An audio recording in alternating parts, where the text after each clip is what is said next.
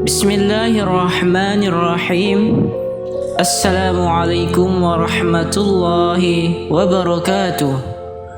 Bersyukur kepada Allah Subhanahu wa ta'ala dengan mengucapkan Alhamdulillahi Rabbil Alamin. Bersalawat kepada Nabi Muhammad sallallahu alaihi wasallam dengan mengucapkan Allahumma salli ala Sayyidina Muhammadin wa ala ali Sayyidina Muhammad. Harapan dan doa saya, semoga kita selalu diberikan kesehatan, dilapangkan rezekinya, diampuni dosa-dosanya, dan dipanjangkan umurnya. Amin, amin ya rabbal alamin. Sahabat beriman yang dimuliakan Allah, menjadi sebuah tanda tanya besar adalah, benarkah kejahatan ghibah lebih berat dari zina? Seberat apakah ancaman dan dosa bagi orang-orang yang suka berbuat ghibah atau menggunjing saudaranya? Al-Quran dalam surat Al-Hujurat ayat 12 menggambarkan bahwa ghibah atau membicarakan keburukan orang lain diibaratkan dengan memakan daging bangkai saudara kita sendiri. Ya ayyuhalladzina amanu jtanibu katsiran minadh-dhanni inna ba'dadh-dhanni ithmun wa la tajassasu wa la yaghtab ba'dukum ba'dha ayuhibbu ahadukum ay ya'kula lahma akhihi maytan fakarihtumuh wattaqullaha innallaha tawwabur rahim. Wahai orang-orang yang beriman, jauhilah kebanyakan berburuk sangka. Sesungguhnya sebagian prasangka itu dosa, dan janganlah kamu mencari-cari kesalahan orang lain, dan janganlah ada di antara kamu yang menggunjing sebagian yang lain. Apakah ada di antara kamu yang suka memakan daging saudaranya yang sudah mati? Tentu kamu merasa jijik. Dan bertakwalah kepada Allah, sesungguhnya Allah Maha Penerima Taubat dan Maha Penyayang. Lantas, adakah seseorang di antara kita yang suka memakan daging saudaranya sendiri yang sudah mati? Maka tentulah kita akan merasa jijik kepadanya. Na'udzubillah.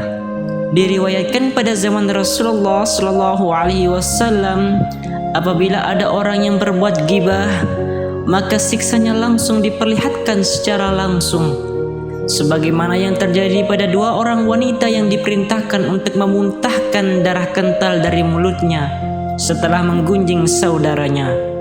Seiring banyaknya orang yang suka menggibah ataupun menggunjing seperti sekarang ini, siksaan itu pun tak lagi diperlihatkan secara langsung. Terlebih lagi dosa besar itu pada masa sekarang ini sudah dianggap sebagai hal sepele dan lumrah terjadi. Padahal Rasulullah SAW sudah menyatakan bahwa dosa ghibah bisa lebih berat dari dosa zina. Al-ghibatu ashaddu minaz zina. Qila wa kaifa? Qala ar-rajulu yazni thumma yatubu fayatubu Allahu alaihi wa inna sahibal ghibati la yughfaru lahu hatta yaghfir lahu sahibuhu. Artinya, ghibah itu lebih berat dari dosa zina. Seorang sahabat bertanya, bagaimana bisa ya Rasulullah? Rasulullah sallallahu alaihi wasallam kemudian menjelaskan, seseorang laki-laki yang berzina lalu bertaubat, maka Allah bisa langsung menerima taubatnya. Namun pelaku ghibah tidak akan diampuni sampai dimaafkan oleh orang yang digibahinya. Hadis riwayat At-Tabarani.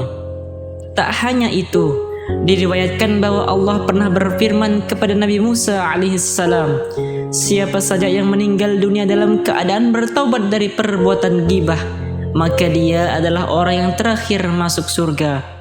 Dan barang siapa yang meninggal dalam keadaan terbiasa berbuat ghibah, maka dia adalah orang yang paling awal masuk neraka. Lebih bahayanya lagi, kelak di akhirat orang yang suka ghibah akan dimintai pertanggungjawaban di hadapan Allah oleh orang yang digibahinya. Amal kebaikannya dibayarkan kepada orang-orang yang pernah dizaliminya, termasuk kepada orang yang telah digibahinya. Setelah amal kebaikannya habis, amal keburukan orang-orang yang dizaliminya ditimpakan kepada dirinya. Akibatnya, dia akan menjadi orang yang paling bangkrut pada hari kiamat.